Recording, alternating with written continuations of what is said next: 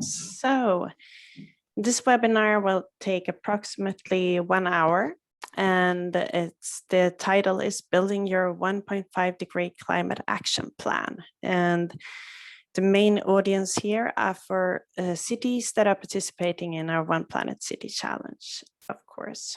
Presenting here today is me, Victoria Olausson, and I am the global lead of the One Planet City Challenge here at WWF.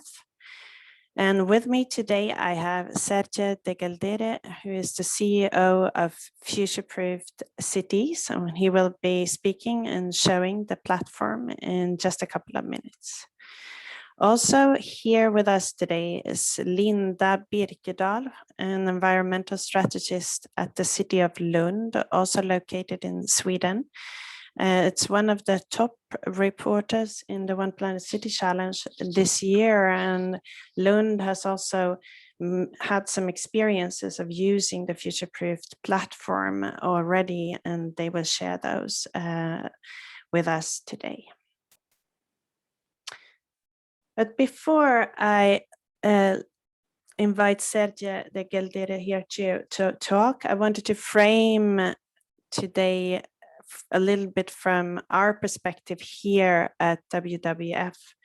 Why are we engaging in this new partnership with Futureproofed? And so WWF's mission is to stop the degradation of the ecosystems and to build a future where humans live in harmony with nature. Wouldn't that be wonderful? And I'm sure that most of you, as you're working with sustainability, would certainly subscribe to such a vision. Our motto over here that we keep repeating is that it is together possible. So we always strive to work together with other organizations as much as we can. And of course, we are in response to the IPCC and among others, their latest report that prompted Antonio Guterres, Secretary General of the UN, to say that it's a code red for humanity and that we really have to act now. And our internal goal here at WWF is to align 60 cities or contribute to aligning 60 cities around the world with a maximum global warming of 1.5 degrees in 2022, that is next year. And we know that this 1.5 degrees, the most ambitious of the targets in the Paris Agreement, is the safest option for us. And we have very little time left to actually have a chance of making it to this target. We also want to help as many more cities, of course, start the climate transition, because we know that not everybody is there yet. And how do we aim to do that? So our main vehicle over here at WWF Cities is the One Planet City Challenge, where many of you are participating. So far, 280 cities in this round have accepted the challenge and are then reporting to the CDP ICLEI reporting platform. And based on your reporting, we assess and evaluate and see if your targets are based in science according to our method. And we also give you an independent review of your climate work on an overall level. We do this through our feedback reports, and these feedback reports in turn inform our global jury of experts who then choose national winners and global winners to further accelerate change. But we wanted to do something more than just assess and reward. We wanted to provide more hands-on help. And this is why we sought out Futureproofed to embark on this partnership. So what do we want to do with this partnership? So what Futureproofed is, you will see in just a second. For us, this partnership is the ability to add 50 cities and give them free access to the Futureproofed platform during 2022.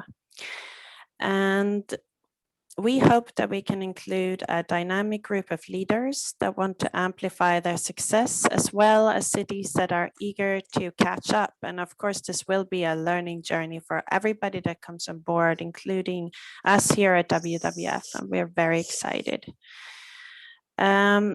When joining this platform as an OPCC participant, you will not start from scratch. Your CDP reporting, the latest version of it, will be pre-filled into the platform. So that should help you get off the ground. We also get some questions of what will happen after 2022. Well, so after 2022, you will have two options. You can either continue the subscription, or you can choose to download the plan in Excel or PDF. And well, for us, of course, this is a big investment to be able to welcome 50 cities to the platform. And it's also a big investment for Futureproofed as well, because running and developing this platform is, of course, a big cost. So what do you do if after today you feel like your city would like to try Futureproofed? Just send us an email and that submits your application to us, or you tell your national office that you would like to be a part of this group. And we are really excited to have confirmed our first participant, and that is Paris. And we're very happy about that, because over 10 years, Paris have been a long-standing participant in the One Planet City Challenge, and also at one point our global winner. So very excited to have them on board, and we hope to see we have cities from across the world join us here. Now, I would like to hand over to Serge de Gheldere at Futureproofed. Welcome, Serge, and I will stop sharing so you can share instead. Okay, yeah, thank you. Hello, good morning, everyone, and good afternoon to some of you. Let me share my screen. Oops. All right. Does everybody see my presentation? Yes. Yep. All right. Let's get going. All right. It's great to have the chance to explain a bit what we're trying to do with Futureproofed Cities. My name is Serge de Gheldere. Yes. Oh. We'll have chance for questions afterwards, but let me just quickly run you through what we've built, where we come from, and give you a sneak preview on what the tool looks like, so we can get going with hearing your feedback and questions. Futureproofed has been around for a while. We're a company that was started more than 20 years ago. It was for a long time a one-man project, and then some people joined me, and we essentially worked for companies and for cities, helping them make a carbon footprint and then design scenarios and climate plans to reduce that carbon footprint. But 4 years ago, we decided to stop doing that and to move to a better way of working, because essentially we saw that the problems we encounter when working with cities are often, you know, come back to the same kind of problems. And it's on the one hand, often a small team, and on top of running the climate plan and driving climate action, they have to do all kinds of other things, getting permits in order, etc. So it's really hard for these people to be focused. The second one is actually exactly that. When you have limited resources and limited time, what should you focus on as a city team? There's so many things to do, but what are the actions that you can focus on that have the biggest effect in terms of CO2 reduction and in terms of improving the quality of life in the city, making the city more attractive and viable? So that's the second thing. And most of all, we saw that many of these cities actually work on the same problems in parallel and are essentially reinventing the wheel with their small teams, focusing on what they can do, but essentially bumping into the same kind of challenges. And those challenges we felt were not addressed with the way we worked as consultants, winning public tenders and then designing a nice Excel with all kinds of climate measures and giving a presentation and then leaving. We felt that putting a climate plan together was only the starting point, and that the real difficulty is actually driving this plan to action. So we, as I said, 4 years ago, we decided to change our approach, and we created a platform called FutureproofedCities that aims to help city teams in 4 ways. First of all, internally, sorry, going back. Internally, helping cities to develop a climate plan by starting from a pre-calculated set of measures that you can adapt and fine-tune to your liking. But in order not to start from a blank sheet, we have a set of pre-calculated measures, which in the case of the OPCC collaboration will be adapted to the regional context of the cities who participate in this trial. And then second, once you've quickly assembled or even migrated, if you already have a climate plan, migrated the climate plan into the collaborative tool, is finding a way to work with your peers and your teams to better monitor and manage that plan, to chop up the work that is necessary, to follow the progress, to see what's working, what's not, to also be able to see what the gains are, not only in CO2 reduction, but also possible financial returns or co-benefits that make your city more attractive, and that will help you sell, between brackets, climate action to your politicians or your mayors or your cities. So monitor and follow up, but also provide you with tools to engage more people. So that's internally. Externally, we felt that that's the third thing we do. There's so many teams like you working on the same kind of problems that we wanted to create a community, a safe space, if you want, for those users to get in touch with each other, to share what's working, what's not working, ask questions, share experiences, and essentially make it so that all these teams and people who are working on this very hard and complex problem are less alone, and that they have a network of peers to talk to, not once a year in a conference or on a white paper, but on a day-to-day basis, and you know, create this community of users.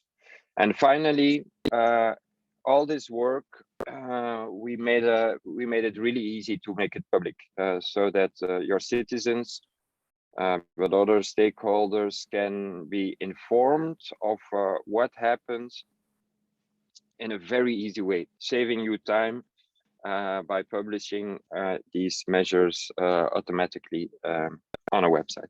So that's basically the the 4 things we are aiming to do with Future-Proof Cities. I'm sorry.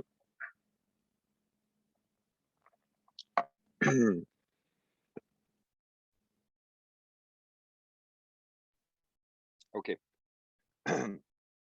Sorry, I have something in my throat. I'll quickly run through these 4 elements in the tool. This is a demo account. It's a fake account, so the numbers might be a bit off sometime, but it will give you a sense of what it looks like and how a Future-Proof Cities works. So it all starts with a climate plan, and that climate plan can be structured like you want it to. It can be structured according to the sectors of Covenant of Mayors, or it can be structured according to city districts, or according to themes that you define or goals that you have set for your plan.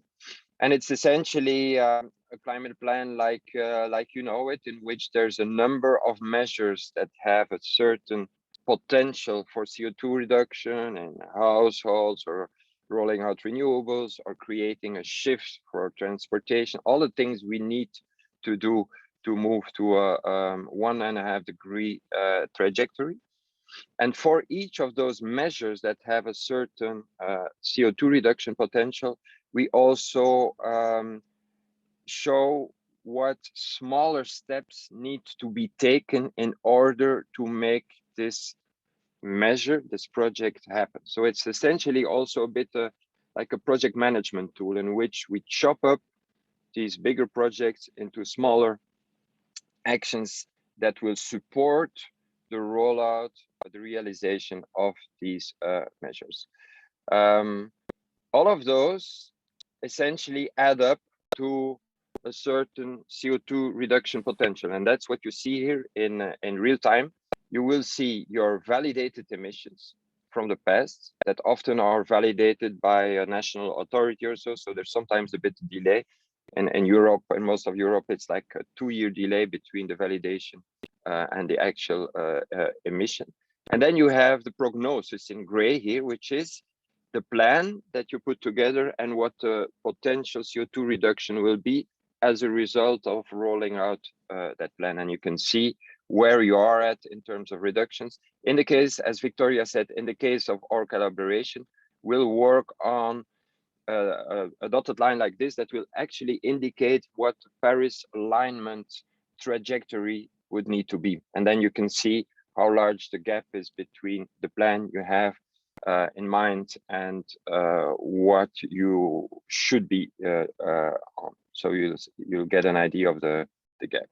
If we look at the measures, again, we can have a very detailed list of the measures and order them by CO2 saving potential or financial return.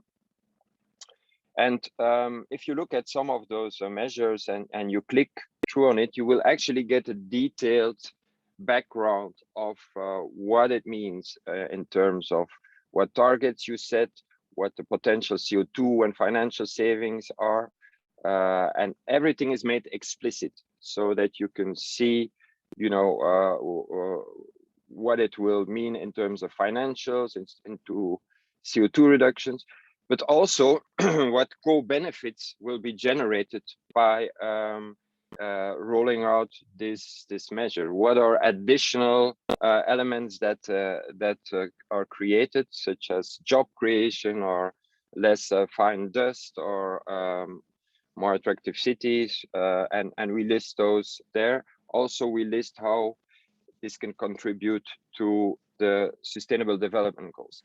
And we explain everything in detail, where the data comes from, how recent it is, so that it's not a black box, and it allows you to change those elements. If you have other data, you can always fine tune it and adapt it more to your own context.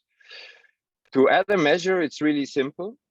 We created a database which for the moment contains more than 100 pre-calculated measures. As I said in the beginning, we will adapt the most important measures of those to be used to the regional context of the people who decide to work on this platform for the OPCC challenge, so that the measures, the data behind it is as much in line with your regional context as possible. So you just pick a measure here, you can add it and set a target, and that's essentially it. So that's the first part, getting to a plan. The second part is, once this plan is established, how do you collaborate with your team to work what's working or not? Very simply, you can allocate measures to certain people so that they are responsible for certain measures or actions. So you can divide the work, and then you can look at an analysis view that we built that gives you a detailed real-time view on how this plan is progressing, how you're actually moving ahead with actions you set out to do. For instance, if we look at households here, You can see the measures in household that are in this plan, where it's going well, where you're reaching the number of renovations or so, or renewable that you want to roll out, where it's not working well. You can also see more in detail per sectors, turn on and off some sectors to focus on what the evolution will be, also in terms of consumption, not only emission, but also in terms of consumption. You can have a financial view to look at, I'm sorry, to look at the whole financial image of your plan. In this case, on the horizontal axis, you will see what the mitigation potential is for each of those measures. And on the vertical axis, you see what the relative cost in euro per ton or dollar per ton of these measures are. In other words, the actions that have a high impact here are actions that might not be financially profitable. You see it on the right. The ones that are below the horizontal axis are measures that actually have a financial return that's interesting in less than 15 years, and you see it there on the right. So what you can do is, if you have a measure that is has a lot of savings potential, but that may be expensive, you can say, hey, maybe we can bundle this and group it with measures that are more profitable to make a package for which we can find funding that will then still be profitable, slightly profitable, but that will have a big CO2 saving potential. So it's the kind of thing that would be hard to just calculate in an Excel sheet, for which you can have already a first view here, and you can then engage in discussions with financial parties, with your elected officials and others, to have this big, important discussions. And finally, you have a view in which you can look at the co-benefits of your plan.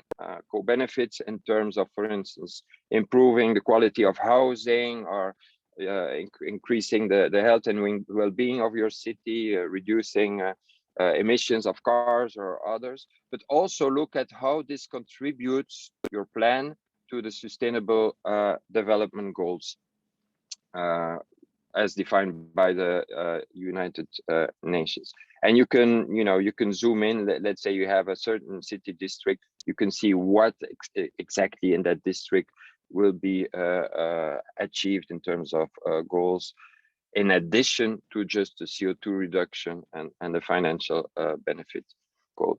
So it's really important to keep those three possible returns in mind. It's of course about reducing our carbon impact, but it's also about making your city more attractive by addressing energy poverty, by creating local jobs that cannot be outsourced or replaced by robots or AI. And we want to tell that whole story so that it becomes something really compelling, not only for the teams like you who are working on it, but also from teams from another department, maybe in the city, or from your mayors, or from your citizens, that they understand that if we do this, everybody is going to move ahead. The lifting tide rises all boats, as they say. The third element, so you create your plan, you monitor, and you work to collaborate with your team to execute and monitor that plan. The third element is discussing with your peers in other cities who are facing the same kind of hard problems as you are. And this is why we created the community, in which and on one hand is very simple, like a LinkedIn directory or so, where you have a list of the names of the people who work on this, if they choose to share it, obviously. But then you have also discussions, depending on the topics. Some people might have a question. Here, for instance, we have a question from Marie from Lund, French-speaking team member. And then we have an automatic translation module that actually takes your original language and puts it into the language of the interface here. So there she gets a reply from a Dutch-speaking person, and they exchange, information. They can also share measures and actions that work well. And you can actually just copy a whole measure with all the details and the numbers, etc., from one of your peers if you are interested, if it's something that works well.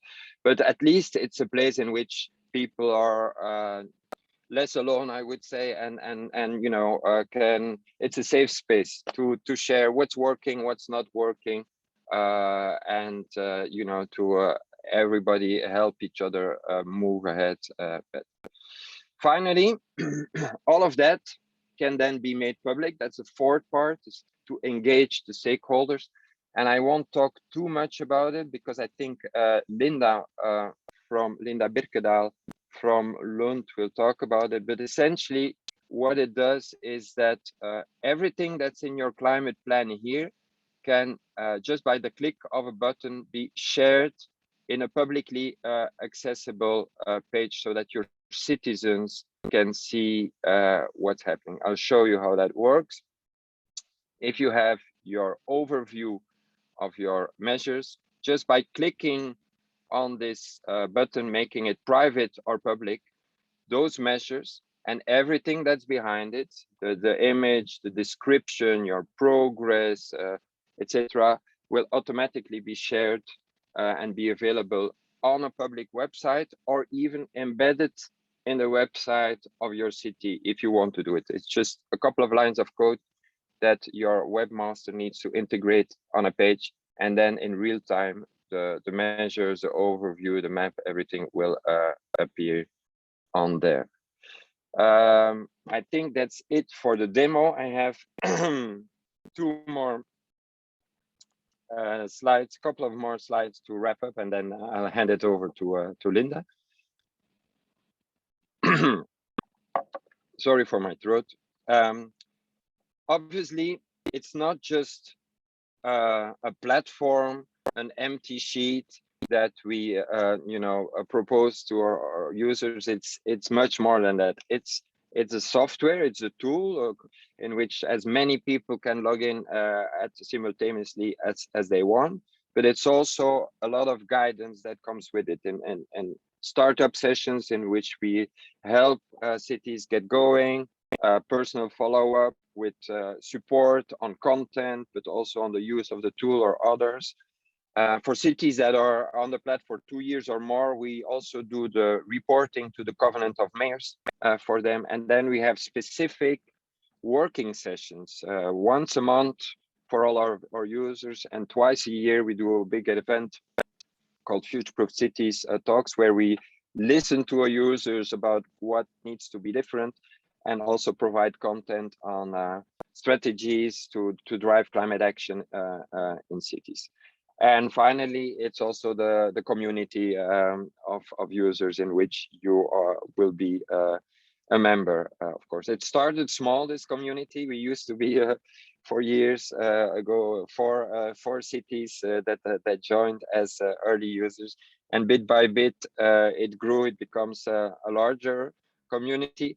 And the interesting thing is that, like many of you, within this community, you have a lot of specialists, you know, people who have really worked hard on making a mobility shift reality in their cities, and that succeeded, or others that succeeded in getting a grant from Europe, or devising a district heating network strategy that works, or something like that. And then people get to know each other bit by bit, and they know who to get in touch with, who to call if they have a question.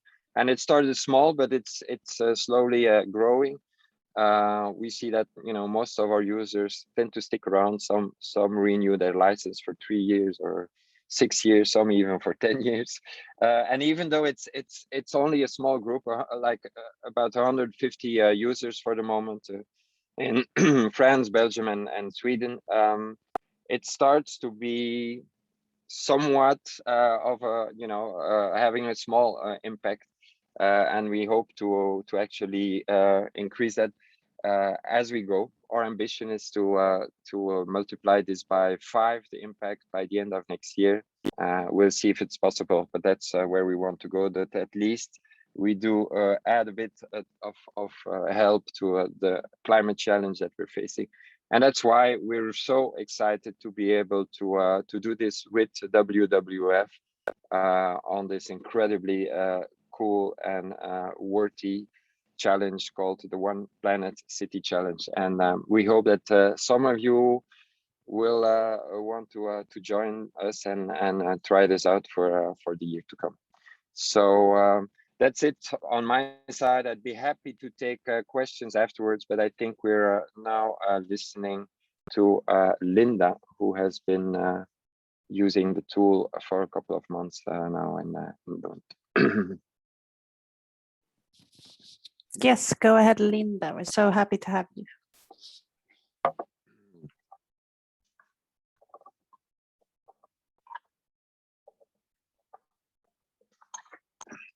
Thank you.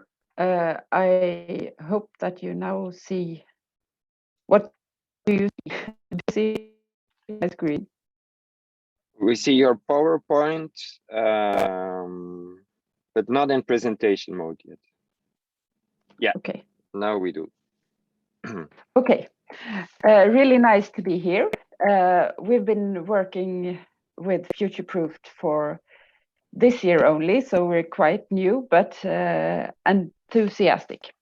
My name is Linda Birkedal, and I'm an environmental strategist, and I've been working with climate change in Lund for quite a long time. And what about Lund? Maybe to know a little about Lund is good when you then try to understand how you yourselves could use the platform. We're not huge, about 126,000 inhabitants, and the municipality has 11,000 employees. And if you look back on our climate work, we have been working with it for quite a long time. In 2010, we set a goal, or the municipal council set a goal to reduce carbon emissions by half between 1990 and 2020. And actually, already in 2018, we reached that goal.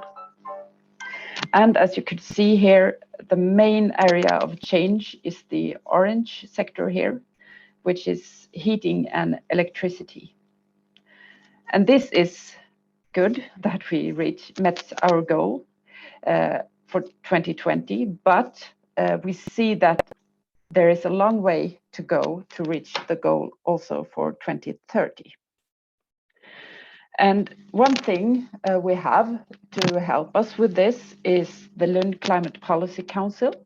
To the right here, the woman, Lena, she's the chair of our Climate Policy Council, consisting of researchers from a local university. And every year they deliver a report here to the mayor of Lund, telling how is the climate work going in Lund and giving recommendations for the future. And what they say so far is you need to speed up. You've been working well, but you need to speed up to really reach the goals for 2030. They say that the transport sector is a great challenge and you have to work harder there. And they also see that so far, the reductions we have made to a great part, they lie within the direct jurisdiction of the municipality. Or, I mean, we could ourselves decide what the energy utility Kraftringen should do to switch from natural gas to renewable energy in the district heating system, for example. But now many of those measures are really already done. We now need to cooperate broadly with other actors in society. And that was our starting point when we started to use future-proofed cities. Our needs were then to interact more with the citizens and also with the local companies and so on. And that's why we found that we need to visualize what we're doing and our results. We need to involve the citizens, and we need to co-create a roadmap together with citizens, with NGOs, with local companies, with the academia and so on, to really reach our goals. And then we saw that this was something that Future-Proof platform really could help us with. When it comes to visualization, we could use it to show our emissions, how they are changing over time, which are the great areas of emission. And there we see that it's the transport sector and the transport sector that is our greatest challenge.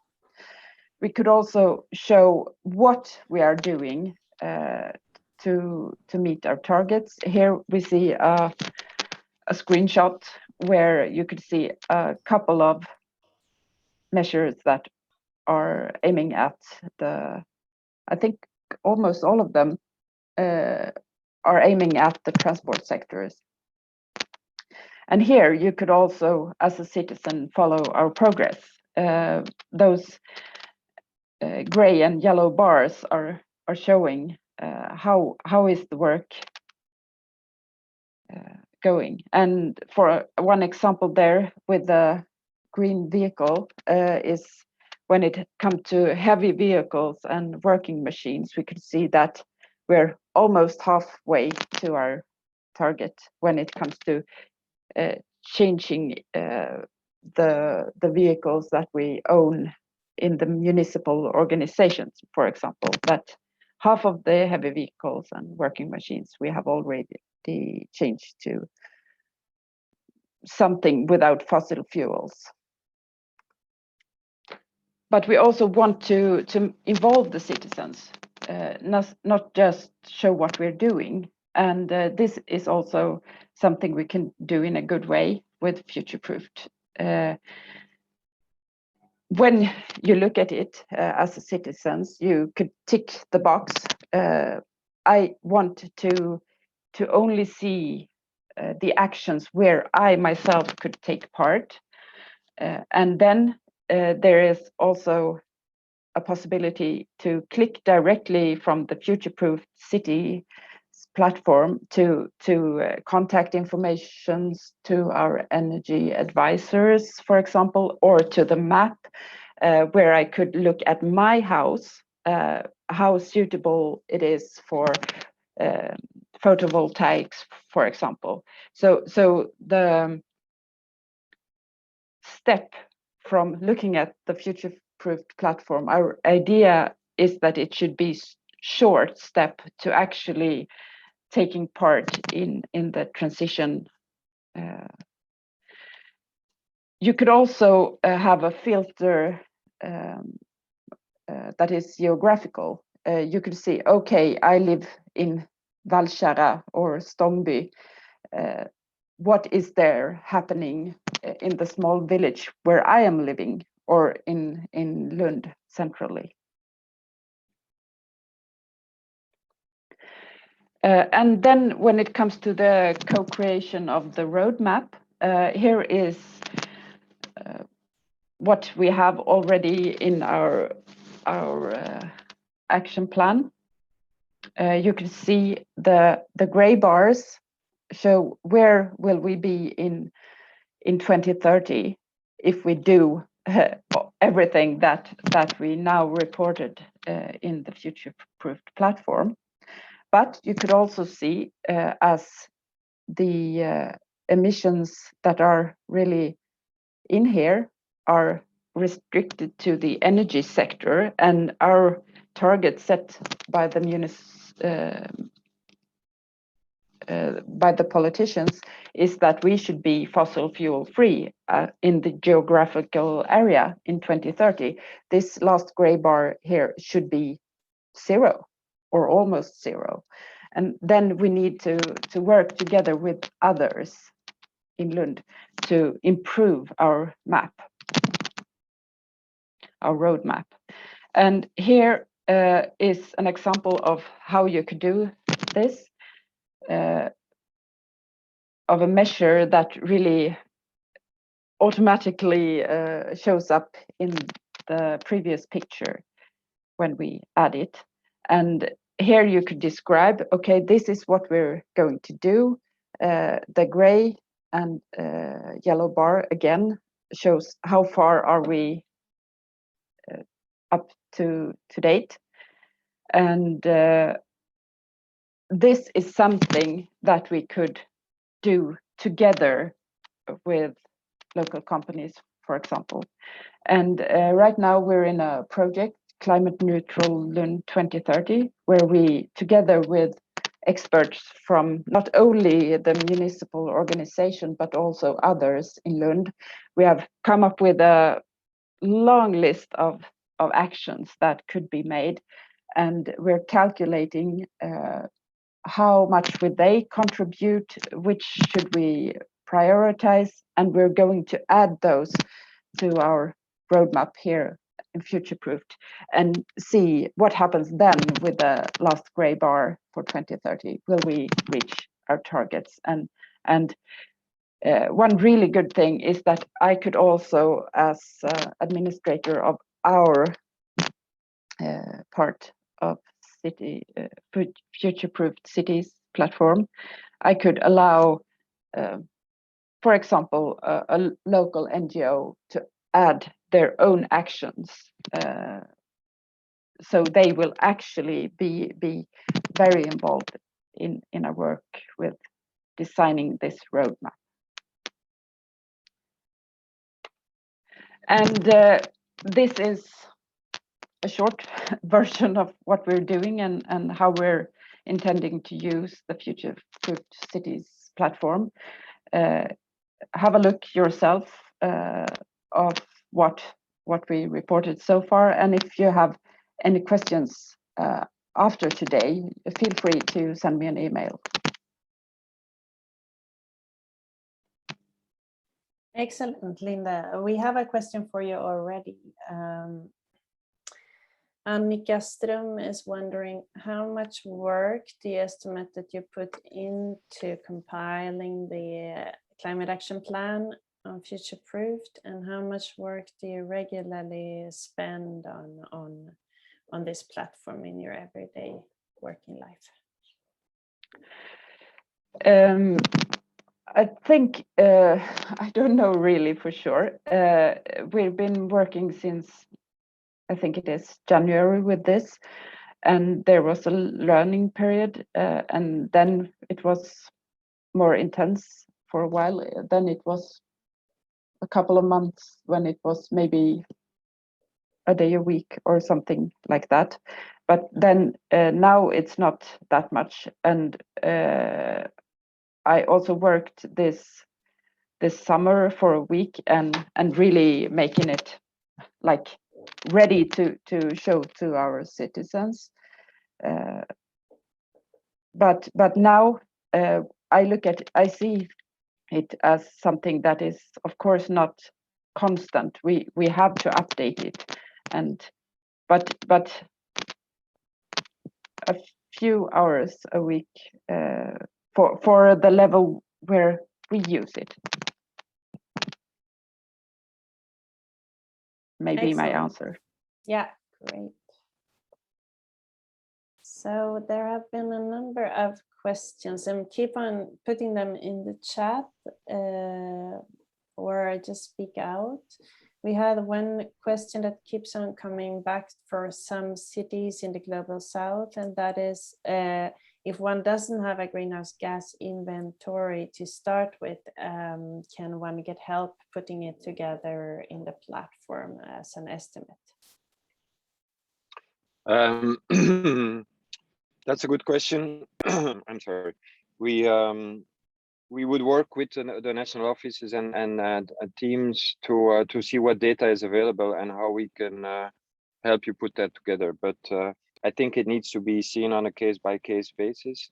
Since most of you will be reporting to CDP, we already have somewhere to start from, and then we can fine-tune it. So that shouldn't be an obstacle. Excellent. An adjacent question is whether or not the platform would help cities set appropriate targets. Yeah, of course. So the targets are set in two ways. One is per measure, where we actually suggest in the tool, based on your city size and the kind of city it is, how many, for instance, households or kilometer of bike lane or so would be needed to set. So there's already a little calculator that gives you some guidance.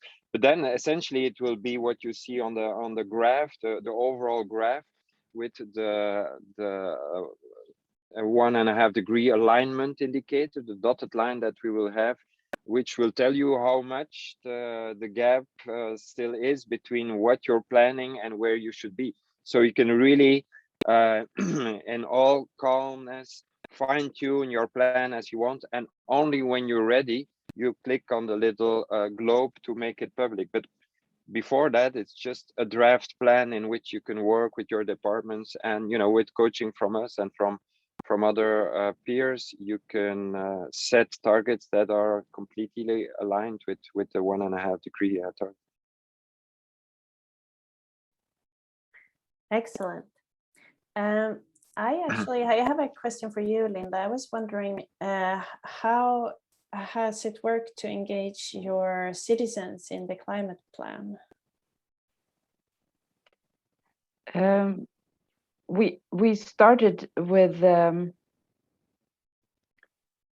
not the entire public at one time. We were focusing at youth from the start, and going through the schools, and I think this is really working well, and also already organized individuals within people doing sports, for example, and I think it's worked well so far. I think it will take a little more time before we know about the general public, this part about actually going into the platform, clicking the link to the energy advisor and so on. I don't know. I think it's too new still to really tell how that part works. But getting the ideas from the citizens we focused on from the start, that has worked well. Okay, great. So engage citizens for the moment, which is a good place to start to spread rings on the water, I think. Serge, did you want to go into Joseph's question here in the chat from Aalborg City? Yeah. I just answered. So Joseph's question was, I feel like this platform is best for cities that already have a fully developed climate action plan and targets, particularly in mitigation, and an updated greenhouse gas inventory. A few cities in developing nations still have to come up with those technical documents. That's a really fair point. It's a great point also. The reason I believe that's maybe not entirely accurate, and that we see on the platform, cities that are, I would say, front runners, as well as cities who are just embarking on this journey. And that's the reason why we built the database with the pre-calculated measures, so that you wouldn't need to hire consultants or start from scratch. We have identified a number of measures that we believe are relevant to many cities in their climate journey, which you can quickly add, estimate targets, and build a climate plan from there. Once you have it, you can refine it and adapt it to your local context. But getting to a first version of a climate plan that chooses the important battles and clearly identifies how many you will need to do of each of these things, is actually available to any city, even the ones just embarking on this. Obviously, it's never ending. You know, every year you'll be refining, like Linda says, you're seeing things that work, that don't work. New solutions are become available, new financial instruments, etc. So it's never done. But to get started with the first climate plan, that's actually a big part of why we built Future-Proof Cities, to help cities with that. And I fully agree. I was also a beginner. It was some years ago, but I see that it would be really, with these pre-calculated measures and so, it would be quite a good way to start from scratch. Mm-hmm. And also, Mm-hmm. I will add there that there is also the little yellow button for direct support. Yes. That is really good. I've used it and I really like it. You get a quick answer from the support team if you have any trouble. I haven't shown that. Let me quickly show what Linda is referring to, because that's interesting. No, this is a public page, but here we actually built in a thing you know probably from other websites. It's called Intercom, and either you can look through our knowledge base, or you can ask a question and hey, how can I add a measure, for instance? Up, and you hit that, and depending on, you know, we have our city climate team. I don't know how quickly they will respond. They're quite busy for the moment, but you're being helped, and people will point you to an article that we have in our knowledge base, or reply with you know, some help, whether it's about using the platform or about the content, about setting targets or ideas about, you know, measures. We try to help as best we can, and you know, we don't know everything, but at least there's someone alive being there. I see that Noemi is answering now, so that's an important thing for us to build. Excellent. We have an adjacent question here from Mr. Mangesh in Pune in India, also a long-standing participant in the One Planet City Challenge, and he wonders whether or not there will be any training on how to use the tool. And another user here is asking how long it will take to learn the tool. Yeah, great questions. Thank you. Of course, there's training. As I mentioned in the little sketch I showed, this is by no means like an empty Excel sheet. Here, take it and you know, you go in your own way.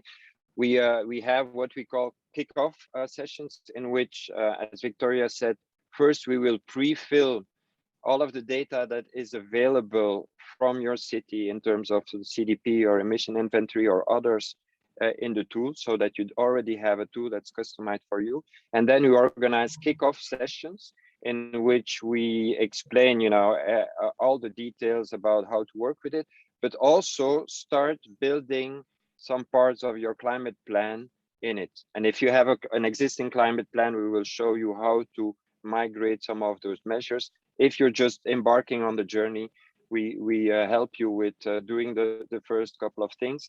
And then there's a regular once a month session in which all users are invited to ask their questions, work with our city climate coaches, and actually move ahead with their work. So we really try to be there with you. This being said, you know, we're only a small company, so it's not like we'll be holding the hands individually hours a day for every of the cities, but we're there to help you make your city successful, and that's what we hope to achieve also with WWF.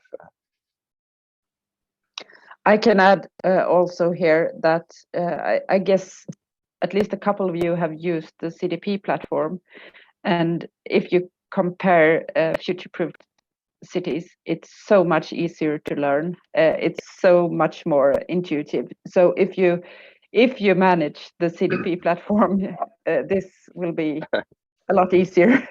That's a nice takeaway. You were already done the worst, people. So we will we will pre-fill as we said. So that effort will not be in vain as well. So we are nearing the end here. We can certainly, I think I at least, and I hope Serge as well, we can certainly stay behind for a couple of minutes, but I wanted to repeat what we said in the beginning. If you're interested, tell your national office that you would like to try, or email us at opcc@wwf.se. And so depending on how many cities we are able to gather, we will get back to you as soon as we can. And just before we end as well, I wanted to point you to that we still have a lot of interactive webinars that will follow on various topics. So next up is a new public engagement guide that we have put together also with lots of examples from OPCC cities. So the topic will be transforming your city together.